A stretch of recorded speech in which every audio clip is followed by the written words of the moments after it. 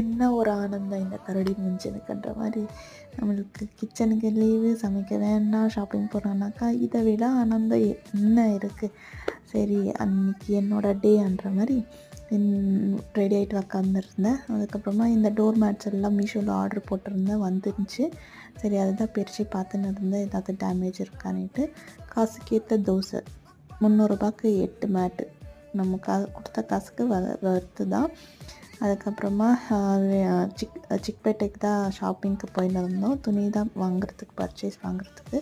சரி அங்கே போயிட்டு இறங்கிட்டு ஒரு ஜூஸை குடிச்சிட்டு நடந்தோம் சுதர்ஷன் கிட்டே போயிட்டு, அதுக்கு ஆப்போசிட்டில் ஒரு ரோடு போவோம், அங்கெல்லாம் கொஞ்சம் கம்மியாக இருக்கும்னுட்டு அங்கே போயிட்டு எல்லாமே ஷாப் பண்ணின்னு வெளியில் வந்து பார்த்தா இப்போ தானடா வெயில் அடிச்சு நினச்சி, அதுக்குள்ளே மழை வருதுன்னுட்டு அவ்வளோ கொட்டை நெஞ்சு மழை. அதுக்கப்புறமா டின்னர் சாப்பிட்டுட்டு